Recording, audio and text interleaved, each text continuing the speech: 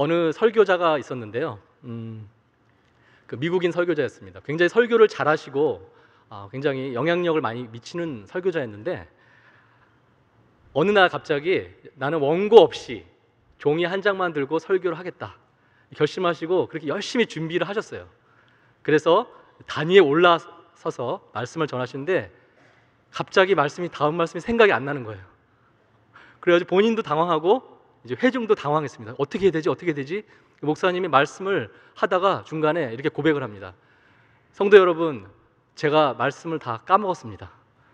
그래서 그 다음 말이 뭔지 모르겠습니다.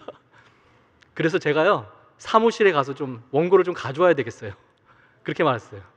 그래서 사무실에 가서 원고를 가져왔습니다. 그러는 중에 성도님들 어떻게 하셨을까요? 웅성웅성 되면서 뭐야, 뭐 이렇게 목사님 설교도 준비 안 하고 뭐야 그랬을까요? 그게 아니라 성도님들이 한마음 한뜻으로 찬양을 부르기 시작했습니다. 어떤 찬양을 불렀는지 모르지만 뭐 이런 찬송이 아니었을까요? 이런 나를 위해 주님이 오셨고, 이건 제 생각입니다. 미국 교회니까 영어 노래를 불렀겠죠. 딱 부르고 이제 목사님 오셔서 원고를 가지고 설교를 잘 마쳤습니다. 그리고 나가는데 어떤 나이가 지긋하신 성도님이 목사님께 다가와서 이렇게 말씀하십니다. 목사님, 혹시 나중에 또 그런 일이 생기시면 당황하지 마세요. 염려하지 마세요. 왜냐하면 우리는 또 찬송을 주님께 올려드릴게요. 그것도 참 감사한 일입니다. 그렇게 말을 했다고 합니다. 하나님이 정말 좋아하지 않으셨겠어요? 사랑과 희락과 화평과 오래 참음과 자비와 양성과 충성과 온유와 절제가 나타나는 그런 예배가 아니었을까. 지금 열심히 적으셔야 됩니다. 그 교재에 나와 있습니다. 이후에 그 목사님은 정말 훌륭한 설교자가 됐다고 해요. 그 성도님들의 사랑을 바탕으로 내가 많은 사람들이 인정해주는 그런 설교자가 됐다고 그런 고백을 하시더라고요. 오늘 여러분도 그 성령의 9가지 열매를 이제 시험하게 되십니다. 왜냐하면은 너무나 훌륭한 설교자 김한효 목사님 설교를 듣다가 또 제 설교를 들으시면 부족한 게 많이 느껴지실 거예요. 그러니까 오래 참음과 온유와 자비로 이 말씀을 들어주시면 참 감사하겠습니다. 아멘. 오늘 본문 말씀을 잠깐 소개하도록 하겠습니다. 오늘 본문 말씀의 그 배경을 잠깐 소개할 텐데요. 이 고린도 교회는 고린도라는 도시에 있었습니다. 그런데 고린도라는 도시는 동서를 잇는 그런 도시였어요. 그래서 굉장히 경제적으로 부흥된 도시였습니다. 그리고 헬라 철학에 대한 그 관심이 많고 사람들이 지식적인 수준이 높아서 그 의식 수준이 높았다라고 말을 하고 있습니다. 그런데 도덕적인 수준은 굉장히 낮았다고 기록이 되어 있습니다. 그래서 고린도인이 되다라는 말은 성적으로 부도덕하다라는 의미로 통용됐다고 합니다. 실제로 신전이 굉장히 많았는데 신전에 신전 창녀가 1000명도 넘었다고 합니다. 그러니까 당시 사람들은 똑똑했지만 진짜로 똑똑하지는 않았던 것 같습니다. 그러한 그러한 도시의 분위기 속에서 고린도 교회가 있었는데 아무래도 그러한 분위기에 있다 보니까 고린도 교인들도 또 그러한 분들이 좀 있었나 봐요. 그래서 분열이 생기기 시작했어요. 왜냐하면 자기 생각을 갖고 나는 아볼로가 더 괜찮은 것 같다. 아볼로는 굉장히 설교를 잘하는 분이었다고 해요. 나는 바울이 더 좋다. 나는 베드로가 더 좋다. 그렇게 파벌 싸움이 시작됐다고 합니다. 분쟁이 있었다고 해요. 교회에 이렇게 분쟁이 있을 때가 있습니다. 아볼로파다, 바울파다. 그러한 분쟁은 우리의 연합을 깨뜨려 놓습니다. 아볼로를 물론 조금 더 아낄 수 있겠죠. 그렇죠? 바울을 조금 더 아낄 수 있겠죠. 하지만 아볼로를 아낀다고 바울을 좋아하는 사람들 싫어하거나 또 그런 반대인 경우는 이 교회의 전체적인 연합을 깨뜨려 놓습니다. 그렇기 때문에 교회 안에서 특정인 누구만 쫓아간다. 나는 그분만 쫓아가. 그런 것은 굉장히 위험한 것입니다. 우리는 예수님 중심, 사람 중심이 아니라 예수님 중심, 예수님을 기초로 사역을 해야 되고 교회를 다녀야 하는 것입니다. 사람을 누가 좋고 누가 좋고 하는 것은 굉장히 세상적인 논리인데, 우리가 그렇게 하는 이유는 세상적인 관점이 우리 안에 깊숙이 자리 잡고 있기 때문입니다. 우리는 아볼로파도 아니고요, 바울파도 아니고요, 우리는 예수파입니다. 우리는 누구 파라고요? 우리는 예수파입니다. 절대 교회에서 특정인을 중심으로 파벌을 형성하지 마시기 바랍니다. 그것은 비성경적입니다. 그래서 바울파가 생기니까 바울이 또 이렇게 얘기하는 거예요. 오늘 본문 3장 6절에 한번 보면요, 이런 말씀이 있습니다. 나는 심었고 아볼로는 물을 주었으되 오직 하나님께서 자라나게 하셨나니 그런즉 심는 이나 바울, 물 주는 이는 아볼로 아무것도 아니로되 오직 자라게 하시는 이는 하나님뿐이니라. 아멘. 오직 자라게 하시는 이는 하나님뿐이니라. 오직 자라게 하시는 이는 하나님뿐이니라. 사역자들이 한 일은 하나님이 하신 일에 비하면 아무것도 아니다라고 바울은 이야기하고 있는 것입니다. 그러니까 바울 나를, 저 아볼로를 높여봤자 다 쓸데없는 일이다라고 바울이 설명하고 있는 것입니다. 그렇다고 또 사역자들이 하는 일이 또 다 아무것도 아닌 것은 아닙니다. 또 상급이 또 있습니다. 하지만 하나님이 하신 일에 비하면 아무것도 아니다라고 설명하고 있습니다.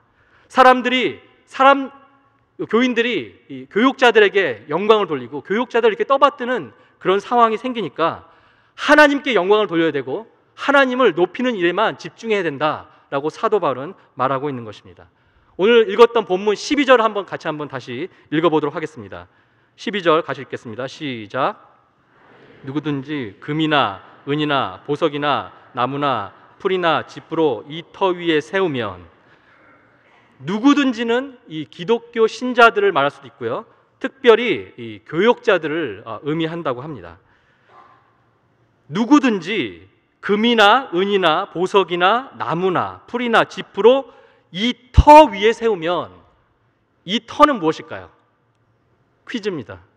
이 터, 예수 그리스도. 11절에 나옵니다. 11절에 뒷부분에 보면요, 이 터는 곧 예수 그리스도라. 바울은 이 예수 그리스도라는 터, 제가 이제 이렇게 하면은 터입니다. 예수 그리스도의 터 위에 무엇을 세우는가, 그것이 굉장히 중요하다고 말을 하고 있는데, 그러면 또 질문이 생깁니다. 예수 그리스도의 터는 무엇일까요? 예수 그리스도의 터는 무엇일까요? 예수 그리스도의 터는 예수 그리스도의 인격, 그리고 예수 그리스도의 속죄 사업, 속죄 사역이라고 할 수 있습니다.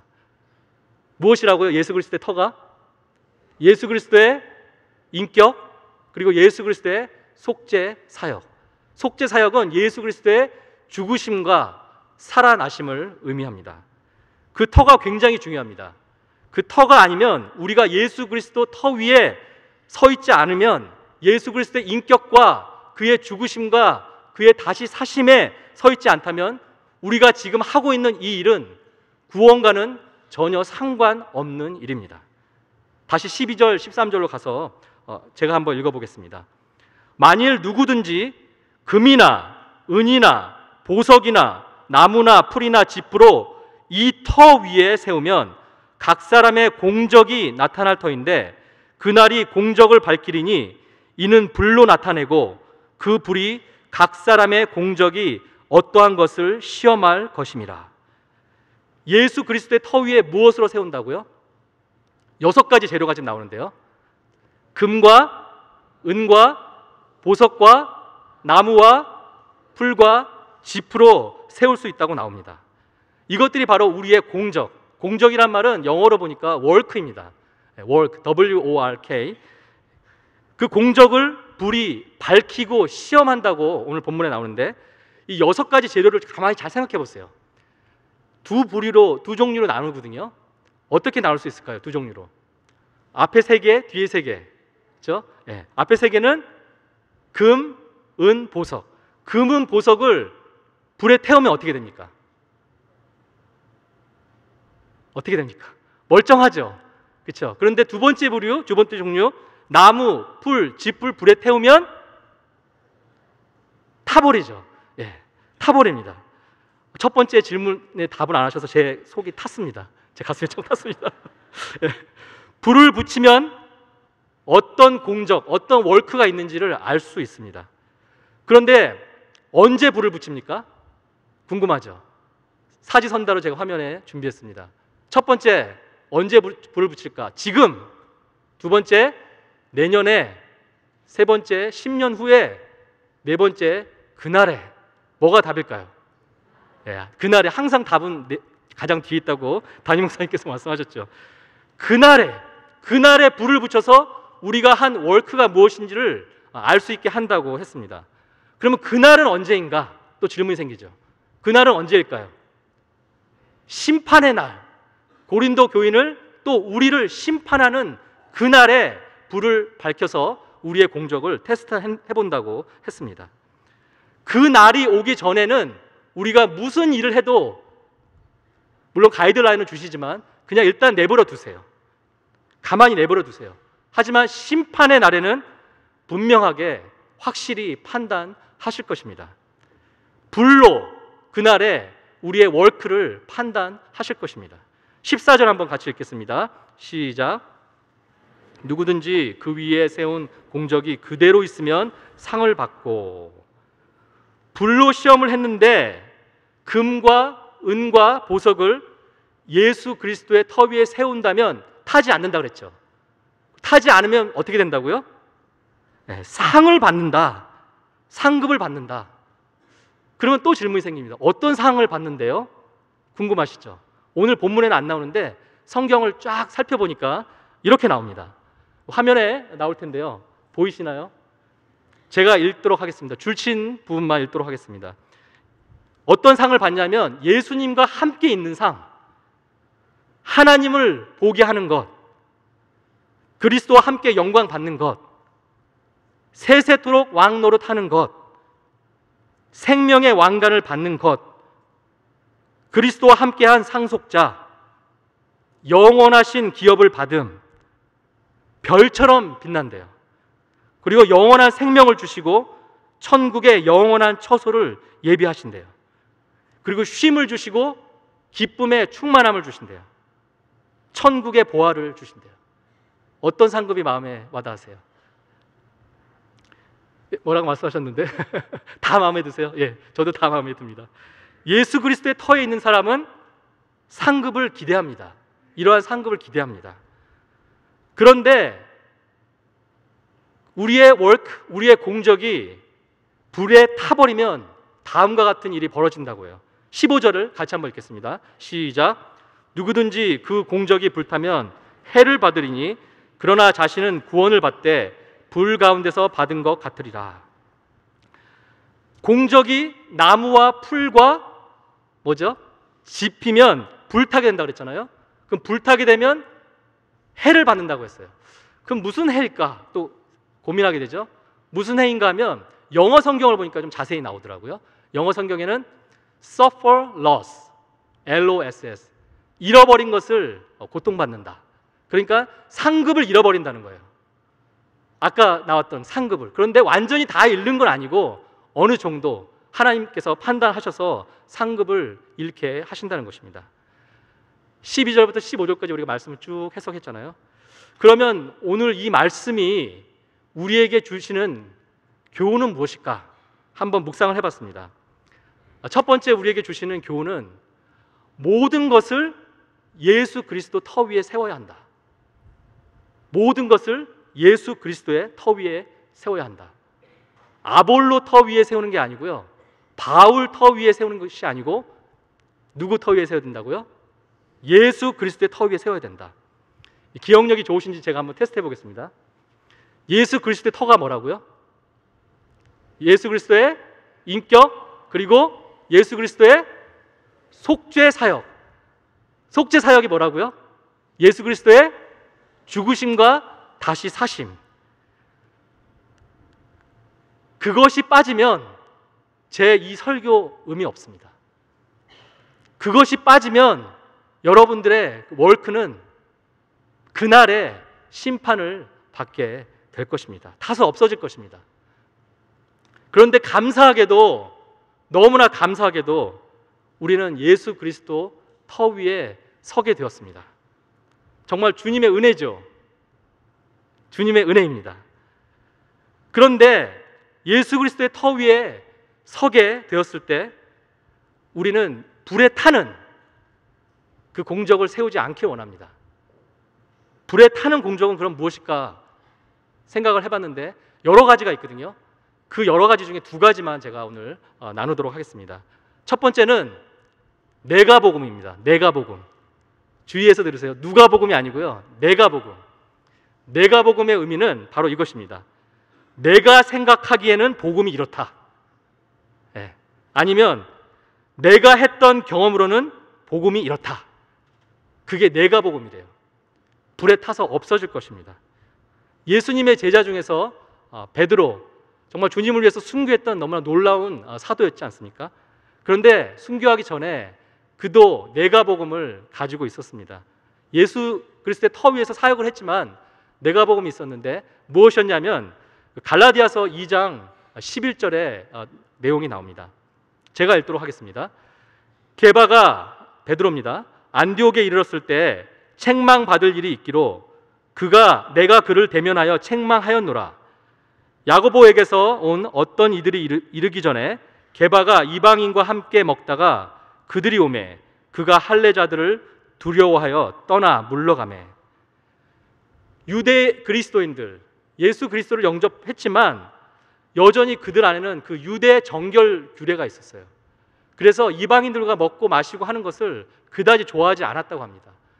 그런데 베드로가 이방인에게 전도를 하면서 먹고 마시고 이제 성찬을 들고 있었는데 그 율법을 너무나 중요하게 여긴 사람들이 오니까, 야고보의 그 측근들이 오니까 피해서 도망갔다는 거예요. 그래서 사도 바울이 그건 잘못된 것이다. 그건 잘못된 내가복음이다.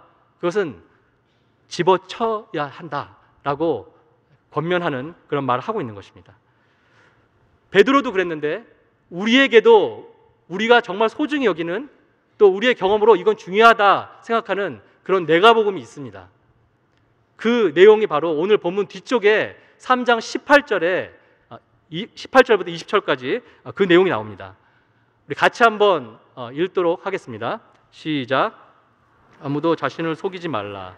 너희 중에 누구든지 이 세상에서 지혜 있는 줄로 생각하거든 어리석은 자가 되라. 그리하여야 지혜로운 자가 되리라. 이 세상 지혜는 하나님께 어리석은 것이니 기록된 바 하나님은 지혜 있는 자들로 하여금 자기 꾀에 빠지게 하시느니라 하였고, 또 주께서 지혜 있는 자들의 생각을 헛것으로 아신다 하셨느니라. 21세기를 사는 우리에게 내가복음은 바로 이 세상의 지혜를 바탕으로 복음을 해석하고 주장하는 일입니다. 제가 얼마 전에 신방을 다녀왔었는데요.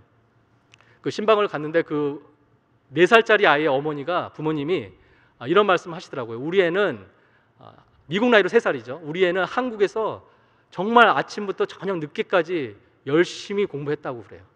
네, 3살짜리가. 그래서 그 아이만 특별히 공부를 열심히 시키셨나 보죠. 그러니까 그게 아니라 우리 주변에 있던 모든 아이들이 그렇게 공부했다는 거예요. 3살 때부터 고등학교 때까지 정말 밤낮으로 열심히 공부합니다. 그러면서 그분이 하는 말이, 미국은 놀면서 공부하니까 참 좋더라고요. 그렇게 말하더라고요. 물론 열심히 공부하지만 한국에 비해서는 여유 있게 공부한다는 그런 뜻이었겠죠.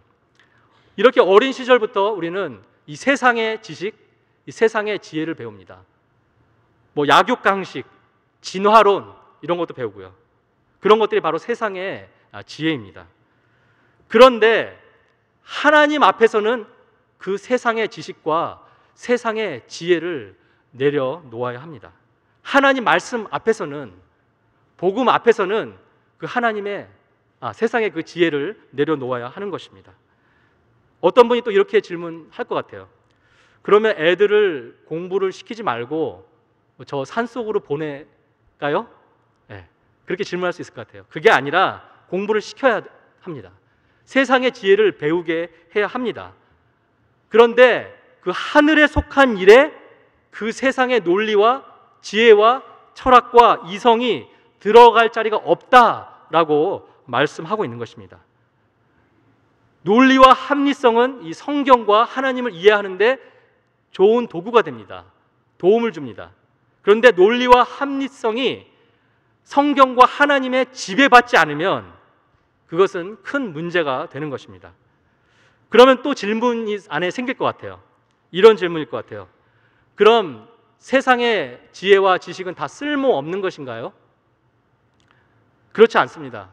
세상의 지혜와 지식들은 당뇨병을 고치고요, 암을 고치고, 비행기를 만들고, 배를 만들고, 또 시를 쓰고, 또 비행기와 배를 조종하는 법을 배우는 그런 지혜를 우리에게 줍니다.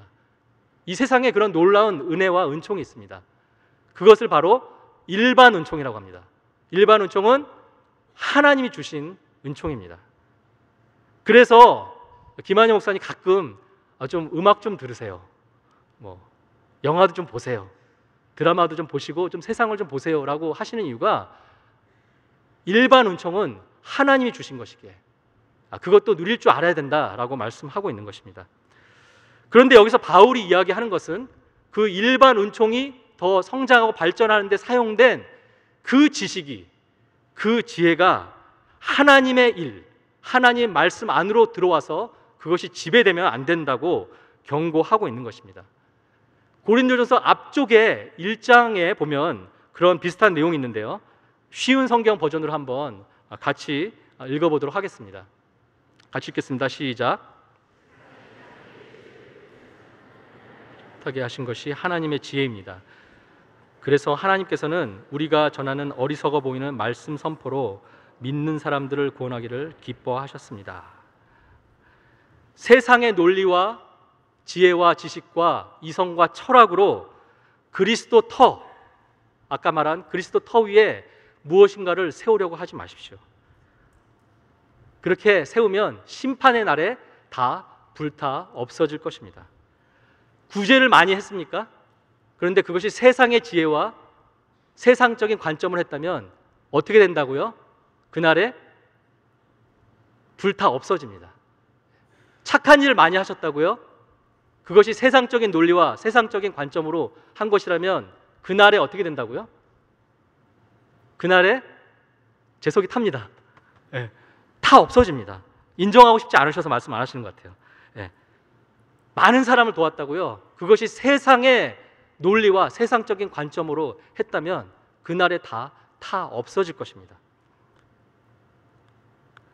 그런 일을 하더라도, 착한 일을 하더라도, 구제를 하더라도 하나님 앞에서 바짝 낮아지고 오직 하나님께 영광을 돌리는 그러한 마음 자세로 할 때 그것이 불타 없어지지 않고 하나님으로부터 상급을 받는 일이 되는 것입니다.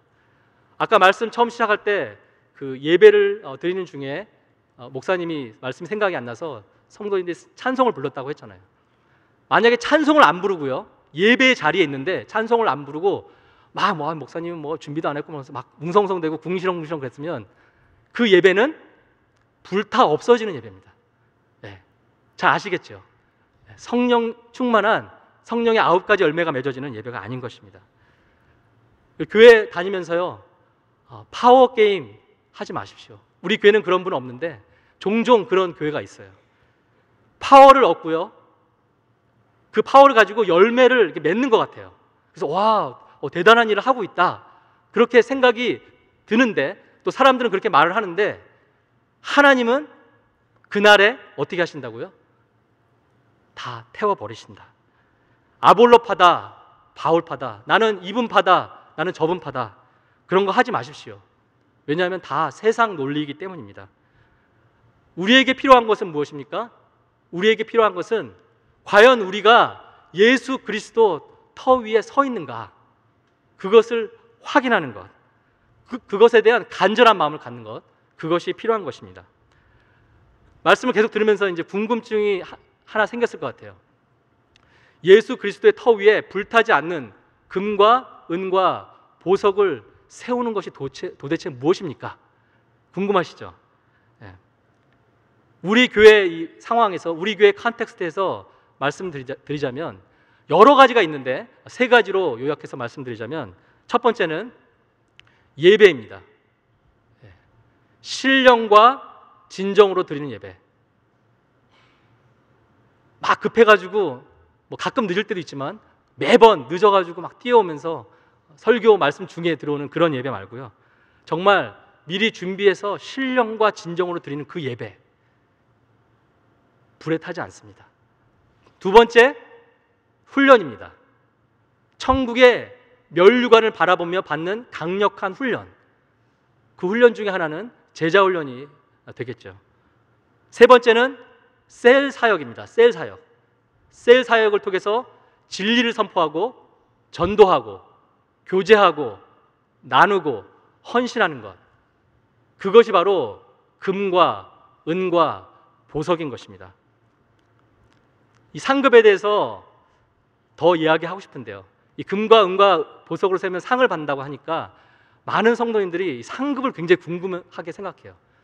그런데 이 본문은 상급이 핵심이 아닙니다. 이 본문의 핵심은 예수 그리스도의 터가 핵심입니다. 예수 그리스도의 터에서 그 위에서 우리의 사역이 풍성해지기를 바라는 그런 사도 바울의 메시지인 것입니다. 결론을 맺도록 하겠습니다. 오늘 본문 말씀 15절을 함께 읽도록 하겠습니다. 같이 읽겠습니다. 시작. 그 공적이 불타면 해를 받으리니 그러나 자신은 구원을 받되 불 가운데서 받은 것 같으리라. 뒷부분에 한번 집중해 보세요. 그러나 자신은 구원을 받되 불 가운데서 받은 것 같으리라. 월크가 공적이 불타서 사라져서 해를 받았지만 그러나 여전히 구원을 주신다고 합니다. 너무 놀라운 메시지 아닙니까? 예배와 훈련과 셀 사역에 그 공적이 없어도 여전히 구원을 주신다는 것입니다. 감사하죠? 예. 공적이 다 타서 없어져도 예수 그리스도 터 위에 있으면 구원을 얻는 것입니다. 이 본문 말씀이 이런 말씀이었으면 참 우리에게 좀 편했을 텐데, 예배, 훈련, 셀 사역을 열심히 안 하면 구원을 안 주겠다. 예배, 훈련, 셀 사역을 열심히 안 하면 구원을 안 주겠다. 이렇게 했으면 우리가 예배, 훈련, 셀 사역만 열심히 하면 되잖아요. 그런데 하나님은 초지일관으로 태초 이전부터 오직 은혜로 구원을 주시겠다. 오직 은혜로 구원을 주시겠다. 그렇게 말씀하고 있는 것입니다. 우리의 공로와 우리의 공적과 우리의 월크가 아니라 어린 양의 속죄 사역을 통해서만 구원을 주시는 것입니다. 그렇기 때문에 우리가 예수 그리스도 터 위에 서 있는 것 그 자체가 기적입니다. 여러분은 어떠세요? 여러분은 예수 그리스도의 터 위에 서 계세요? 서 계세요? 터 위에? 예. 서 계시다면 저와 여러분은 기적의 사람들입니다. 왜냐하면 도저히 서 있을 수 없는 존재들이기 때문에, 도무지 구원받을 구석이 전혀 없는 존재들이기 때문에. 에베소서 2장 3절에 이런 말씀이 있습니다. 같이 한번 읽겠습니다. 시작.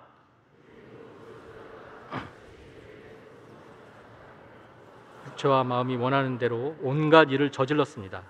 우리가 하나님의 진노를 사는 것은 당연한 결과입니다. 왜냐하면 그렇게 살아왔기 때문입니다. 우리가 하나님의 진노를 사는 것은 당연한 결과입니다. 우리는 지옥에 가기 위해서 특별하게 어떤 사악한 일을 할 필요가 없습니다. 자동으로 지옥으로 갈 수밖에 없는 그런 존재들이기 때문입니다. 만약에 제가 어떤 결정권이 있다면 저는 저에게 그 예수 그리스도의 터 위에 설 수 있는 권한을 주지 않을 것 같아요. 저는 저를 제일 잘 알잖아요. 제 생각과 제 사고방식을 너무 잘 알잖아요. 저 같은 사람을 어떻게 예수 그리스도 터 위에 서서 사역하게 하셨을까, 그런 생각이 들더라고요. 그 고 오카는 목사님이 설교에서 이런 말씀 하셨습니다. 하나님이 저를 목회자로 세우신 것은 참 불가사의다, 미스테리다. 왜냐하면 저기 계시는 저 장로님, 저기 계시는 저 집사님이 저보다 더 인격이 더 훌륭하고 더 주님께 헌신되어 있는데 어떻게 나 같은 사람이 목회자가 될 수 있었을까? 계속 질문했다고 합니다. 그리고 나 같은 사람이 어떻게 제자 훈련을 이렇게 강조하고 다닐까? 그런 고백을 했던 그 말씀이 기억납니다. 오카는 목사님이 그러셨으니 저는 또 얼마나 그러겠어요. 얼마나 더 부족하고 저 같은 사람이 어떻게 목회자가 됐을까? 라는 생각을 정말 너무나 자주 하게 됩니다. 그런데 그 예수 그리스도 터 위에 너무나 놀랍게 기적처럼 저를 세워주셨기 때문에 불에 타지 않을 그 무엇인가를 세우고 싶은 그런 마음이 들 때도 있습니다. 뭐 상급을 원해서가 아니고요. 내가 이런 상을 받기 위해서가 아니라 그저 주님의 그 은혜, 기적처럼 나를 세워주신 그리스도의 터 위에 사역자로 세워주신 그 은혜에 너무 감사해서 뭔가 타지 않는 무엇인가를 하고 싶다라는 고백과 그런 마음이 제 안에 들게 됩니다. 우리 사랑하는 베델의 교우들도요, 저처럼 그런 사모하는 마음, 그리스도 터 위에 불타지 않는 그 무엇인가를 세우길 원하는 그런 성도님들이 되기를 주님의 이름으로 축원합니다. 아멘. 우리 그 마음으로요, 같이 찬양 올릴 텐데 이런 날을 위해 같이 찬양하도록 하겠습니다. 이런 날을 위해, 이런 날을 위해 주님이 오셨고, 이런 날을 위해 십자가 지셨네. 이런 날을 위해 성님이 되셨고, 이런 날을 위해 사랑이 되셨네. 처음부터 이런 날을 위해, 이런 날을 위해 주님이 오셨고, 이런 날을 위해 십자가 지셨네. 본질상 진노의 자녀인 이런 날을 위해, 이런 날을 위해 성님이 되셨고, 이런 날을 위해 사랑이 되셨네. 이 한없는 사랑,